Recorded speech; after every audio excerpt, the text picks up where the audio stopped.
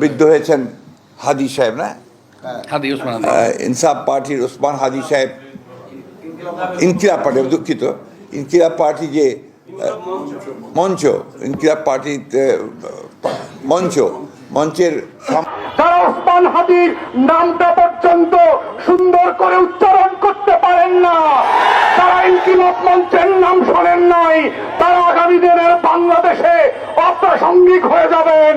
এবং এটাই হচ্ছে আগামী দিনের রাজনীতির মূল তত্ত্ব কথা। এটাই হচ্ছে আজাদির বাংলাদেশ, এটাই হচ্ছে বাংলাদেশ 2। এবং সেই বাংলাদেশ 2 লড়াইতে একটা দুইটা বুলেট না, লক্ষ বুলেট দিয়েও এই আজাদির লড়াই বন্ধ করা যাবে না। ইনকিলাব ইনকিলাব ইনকিলাব ইনকিলাব ইনকিলাব ইনকিলাব।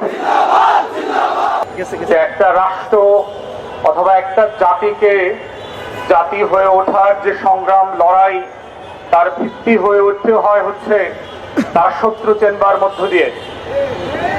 বাংলাদেশে আমার এই সোনার বাংলার সুশীল বুদ্ধিবেশ্যারা গত 54 বছর এই জাতির সবচেয়ে ক্ষতিকর শত্রুকে বন্ধু আকারে আমাদের সামনে পরিচয় করিয়েছে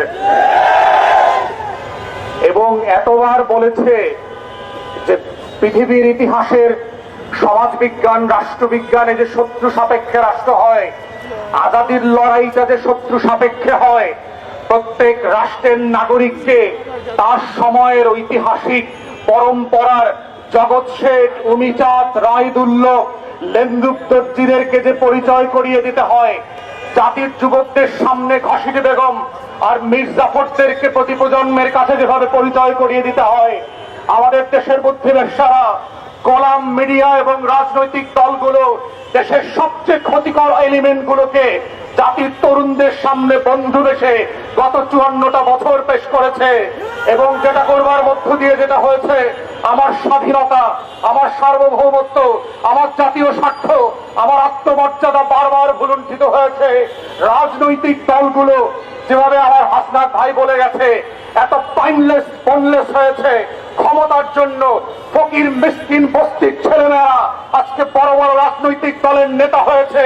ওর নাম পরিচয় নাই, ওদের শিক্ষা দীক্ষা নাই, যারা শত্রু চেনে না, যারা আজাদির লড়াই বোঝে না, যারা হাজার বছরের ইতিহাসের স্বাধীনতা সার্বভৌমত্ব বোঝে না, ওই সকল ক্লাউন কোলামরা আজকে বাংলাদেশের রাজনৈতিক দলের নেতা। এবং তারাই প্রত্যেক পাড়ায় মহল্লায় এলাকাবাসীর কাছে ভোট চেয়ে বেড়াচ্ছে। তারা আগামী সংসদটাকে কিভাবে আজাদির সাথে বেইমানি করে, গণ অভ্যুত্থানের সাথে বেইমানি করে বাংলাদেশকে আবার নতুন করে দিল্লির কাছে বেঁচে দেবে, সেই নাটক মঞ্চস্থ চলছে। আমাদের বক্তব্য খুব পরিষ্কার, বাংলাদেশ 5ই আগস্টের অতীতে ফিরে যাবে না। বাংলাদেশে আওয়ামী লীগ ফিরে আসতে পারবে না। বাংলাদেশে দিল্লির দাসত্ব কায়েম হবে না।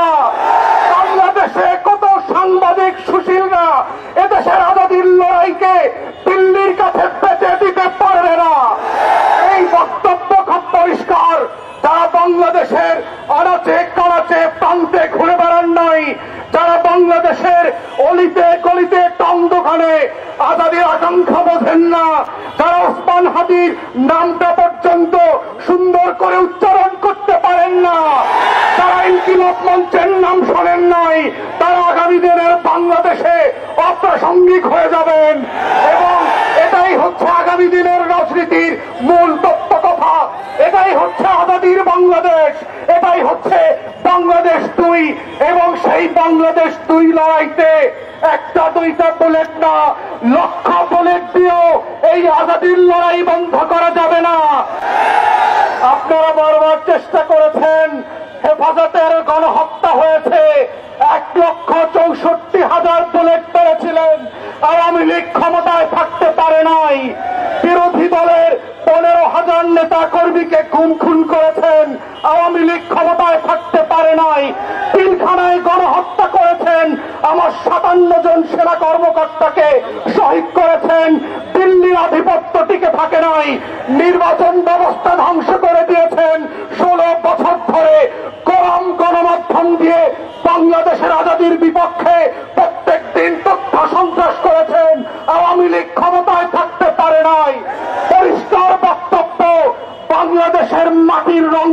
নাই, আজাদির রং চেনেন নাই। ওটা আওয়ামী লীগের পতাকার রং না, ওটা লাল সবুজের রং। ওটার জন্য লক্ষ লক্ষ মানুষ জীবন দেওয়ার জন্য যেমন প্রস্তুত আছে, আগামী দিনেও থাকবে। অতএব শত্রুরা সাবধান, লক্ষ্যপণে প্রস্তুত রাখতে পারেন। আমরাও লাল সবুজের পতাকা বুকে পেঁচিয়ে দিয়ে বাংলার আনাচে কানাচে আমার স্বাধীনতা আজাদির লড়াই চালিয়ে যাব। শরীফ ওসমানদেরকে নতুন করে পাড়ায় মহল্লায় আবার পরিচিত করানো হবে এবং সেভাবেই প্রজন্ম থেকে প্রজন্ম ইনকিলাব জিন্দাবাদ হয়ে থাকবে। ইনকিলাব, ইনকিলাব।